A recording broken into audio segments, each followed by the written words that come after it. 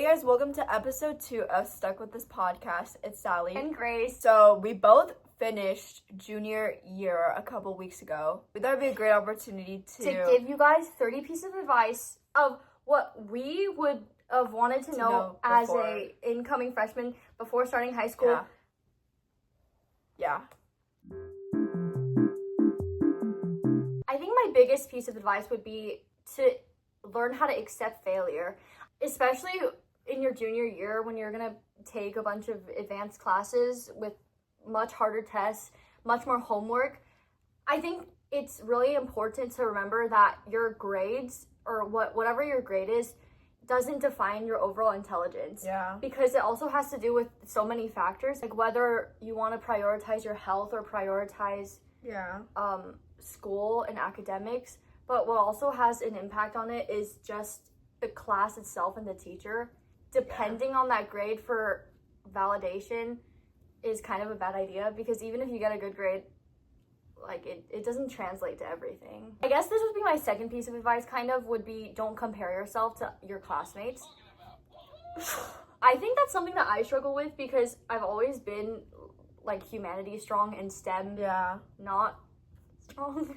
And so especially this year, because I took calculus, I would look at my classmates who were like understanding it like so easily. Like every time the teacher would say something, they would be like, I get it. Like, yeah, I got that. And they would like write it down and like solve the question so easily. And then they would get like 95% on like every test. Yeah. And then I would look at that and be like, oh, am I dumb? Or like, what's happening? Because why is my intelligence, or why am I such a slow learner compared to them? But then it's like vice versa. Someone who is a beginner in music or someone who is struggling at English might look at me and think the same exact thing about me. Whenever you see people like getting things immediately and like processing it, because I feel like I'm a really slow learner. So like for me, when I like learn something, I need to like go home and like reprocess it. Yeah. Like some people can like learn right on the spot, and so I do low-key kind of get really jealous sometimes, and I kind of get like lose motivation sometimes because I'm like, oh great, like they probably don't have to like study as much and still get the same grade that I do, but I have to study like much more than them. So I think it kind of just depends on the class you take though. Yeah. I like STEM what you're strong at. Yeah, STEM courses. Or what you're not. Yeah, it goes both ways. My next advice I would say is choose hard classes, but like especially in junior year, I think it's important to choose rigorous classes. Yes. Like I don't think you should like take easy classes because of the preconception that junior year will be hard, because it will be hard. But like a lot of people like want to take the easy way or something and take easy classes. But I think it's important to choose classes, but make sure that like it doesn't reach your like limit to the point where like you're going to struggle and you're gonna like have issues. And I also think it's the other way around. I don't think that you should choose classes because you can get an easy A. Yeah. Because then you're just gonna waste your year. And what are you going to school for? And you don't learn anything. Yeah. Because I think a lot of the classes I struggled with were the ones I faced a problem like in the middle of the semester, and some of them got to the point where I was like, should I drop it or not? I literally was thinking that for in like sophomore year, in freshman year, I took EM2, so I took that, and first semester I wasn't like really happy with my grade, right? So I was like, is it better to like keep going and possibly end up with the same grade or worse grade, or should I like quit like before the next semester? But I think like just continuing to take these rigorous courses, you might like see a better outcome. Like you never like know until you like actually fit. I know that's like cliche, but like I also think, especially from like A-Push specifically, I think you learn so much empathy, and you learn how to ask questions, and you learn how to time manage. And that's something that you only get out of struggling and crying over homework, crying over tests. Like that's that's like it's experience, character building. Well, yeah, it's all in the experience, and like I think going with like just exploring new classes, you can meet like so many new people. Yeah. So I think it's worth it in a sense. Also take A-Push. I love A-Push. Actually take world history, guys. Not A-Push. Okay, my next tip was It's kind of simple, but for incoming freshmen, start your standardized testing early. Like your ACT and SAT, I know, like Prep. You can try and leave if you want to leave it like the summer before your senior year. Go ahead. I want to see you try.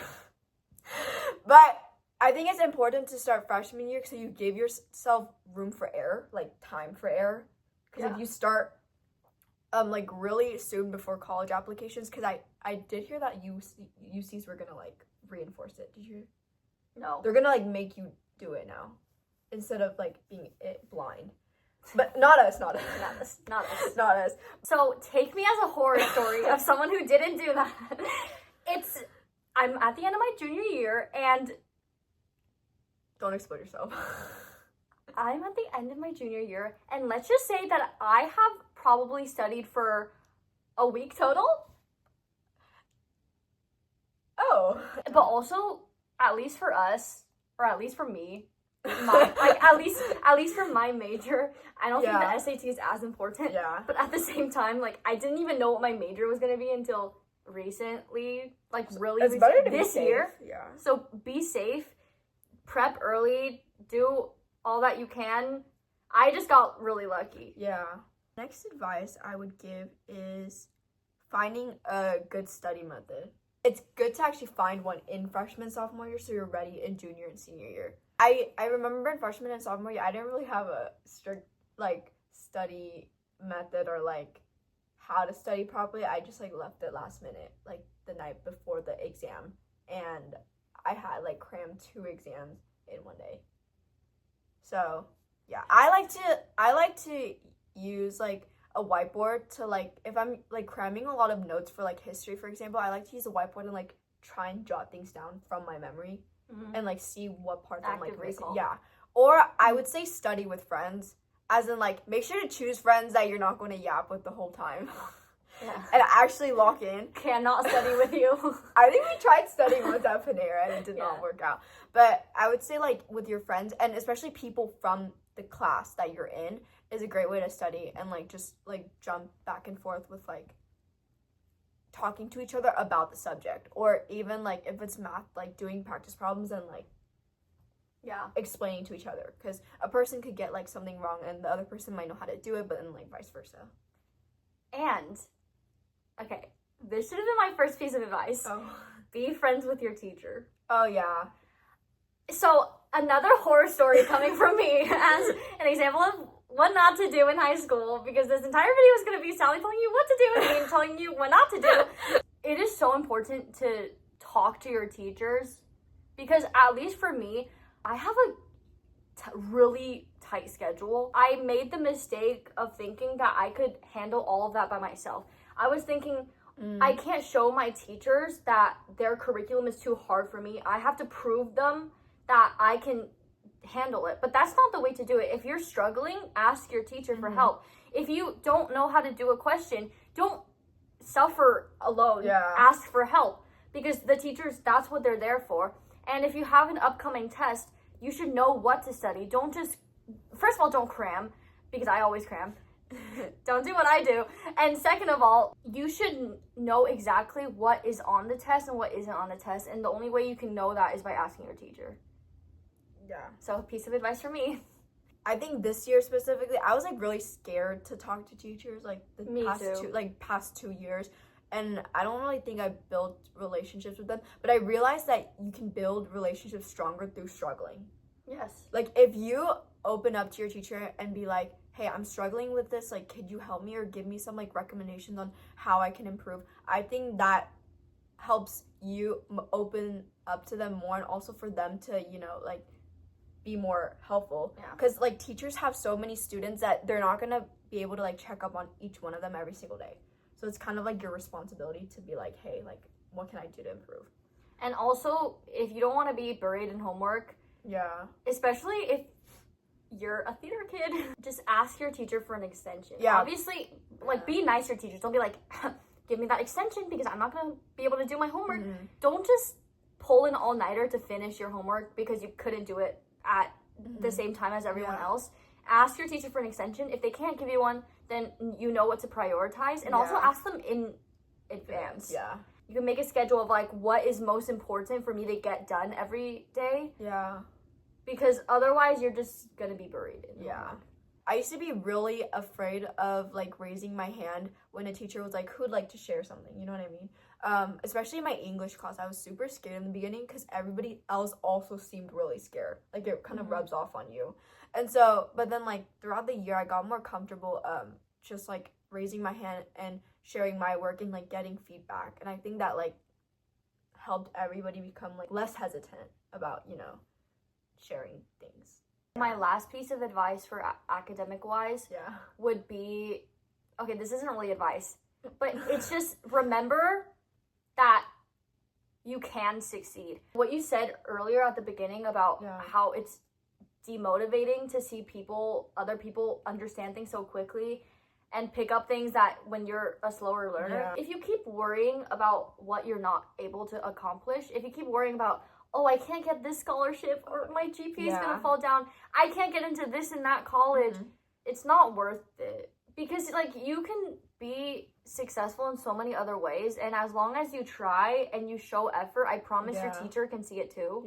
It's so much better to have a score that you're not proud of, knowing that you worked hard for it, than to have gotten an A, straight A's because you cheated. Because you actually learn from that. Right? Now, if you make a mistake like that in very early years of high school, then you know what not to do the next year.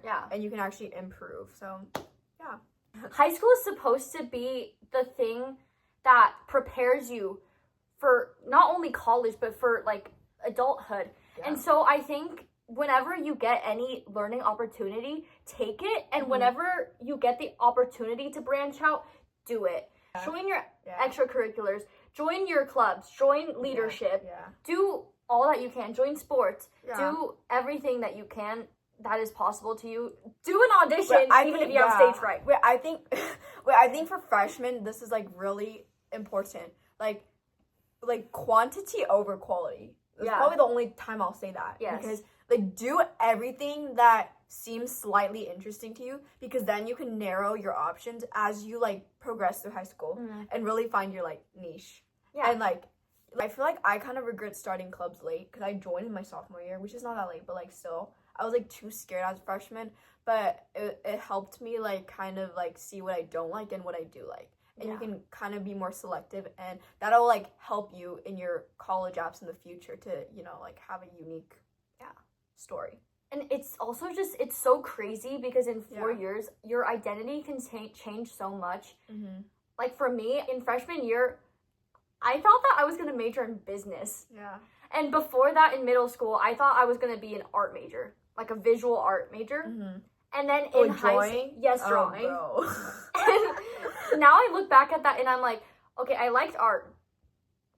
Don't even like business, so I don't know what I was thinking with that, but I like art. But I joined theater my sophomore year, which I also think is late. Like I also it's think not it's late. It's not late, but it is. It's so much better to start early and just do whatever you can, because me discovering who I was in sophomore year felt really late to me, because then everybody else was, you know, everyone else had like something. Their clique. Everyone else had like their thing and their friend group and their everything figured out, and then I was just there because I was a newcomer. And people thought I was a freshman.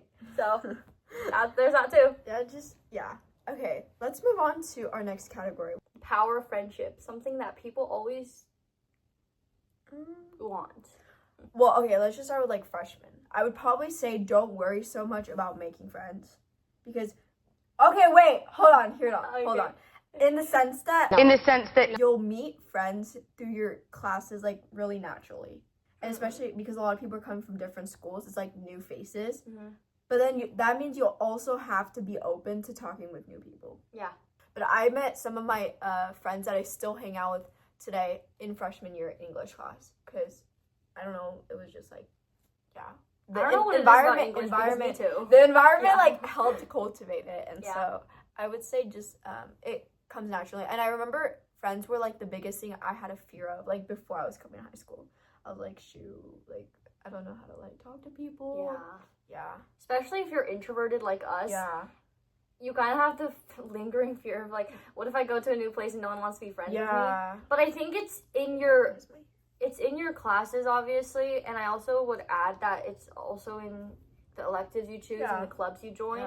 That's the easiest way to make friends with people who are like-minded, which also, I guess that comes to my first piece of advice. Be friends with people who think differently than you, because that's how you will learn so much more about, like, the world. And also the people that you choose to spend your time around, obviously you'll learn what you like and what you don't like and what are your absolute no's in a friend.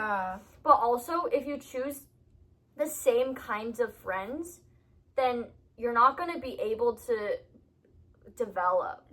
Also, I think, like, at our middle school, there were so many friend groups that were just one race.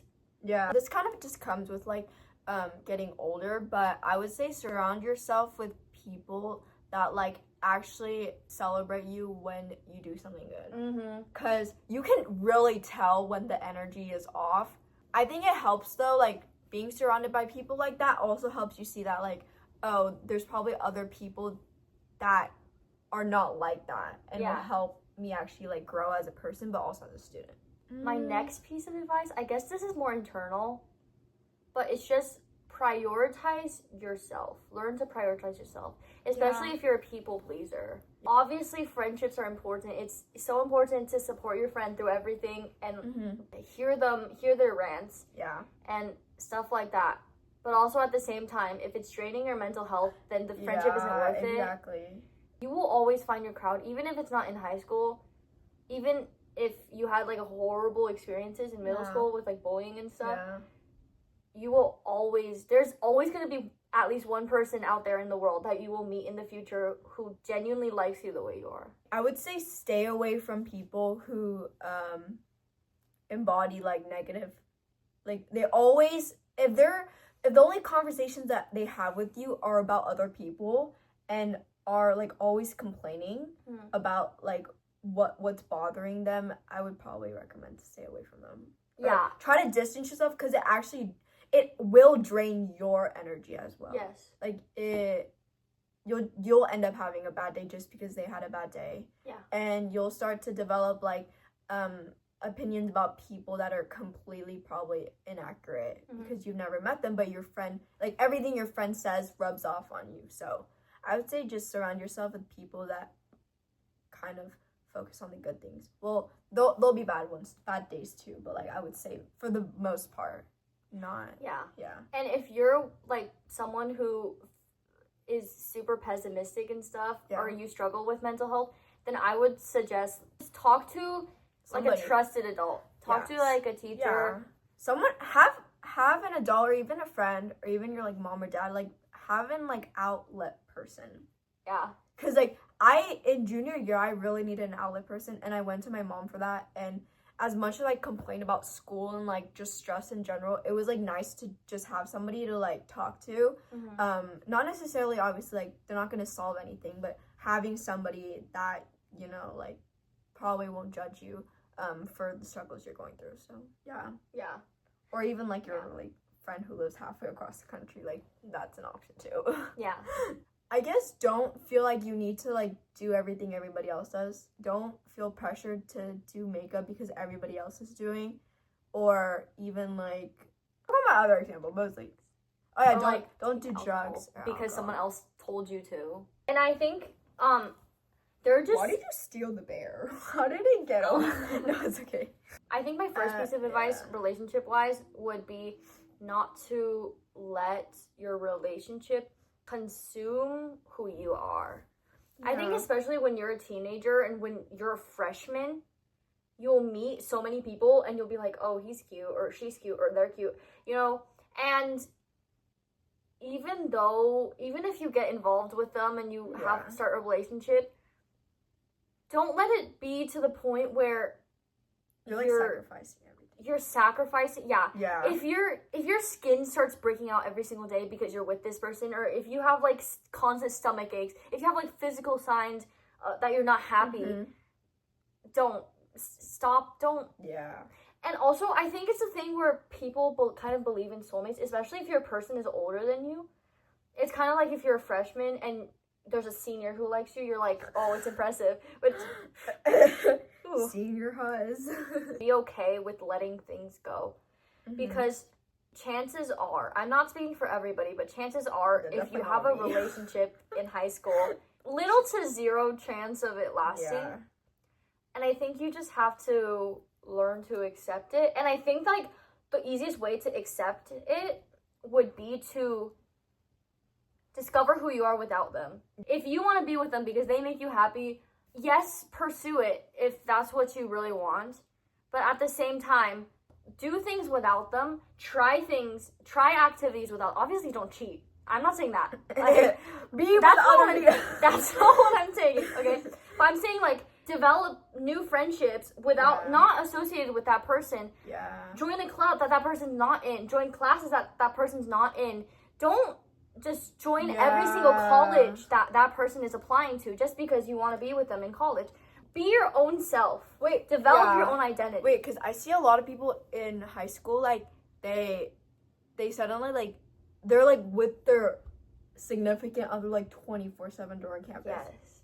And that's, like, and they stop, like, hanging out with their friends. And I think if it gets to that point, then, like, I think you kind of got to step back a little bit. Yeah, and also, like, what are you going to do if it ends? I'm not trying to make it seem like everything will end. Because obviously, like, their high school sweethearts exist for a reason. Yeah. But also at the same time, if that's a very small minority, then don't consider yourself as the exception. Consider yourself as the rule. Story time. I was in advisement, and our entire advisement was in the classroom, including our teacher. And then I think they thought that, like, our window wasn't see-through or something.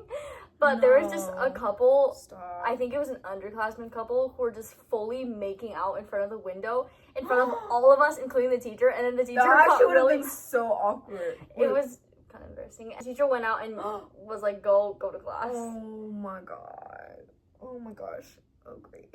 I think, like, my last piece of advice, relationship-wise, I guess, I don't know why we're making it seem so cautionary, because obviously not everyone... Guys, it's okay to have a crush. It's actually really okay. Like, it is okay. Yeah. Like whoever you want.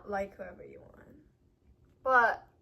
I would just say be careful. Like, not be careful, but, like, think before you, like, do it. Like, I know a lot of, like, teenagers are, like, get super bored with their lives, and that's, like, a huge thing, where... You know, like, you might want to send, like, a risky text or something just because you're bored, and either, like, gets nowhere, or it just, like, is something you just don't want to be involved in. I would just say, like, I would say, like, don't let your partner convince you to do things that you don't want to do in the first place. Don't think that you have to dress or act a certain way just to make someone like you. Don't think that you have to sexualize yourself in high school because you're still young. Yeah.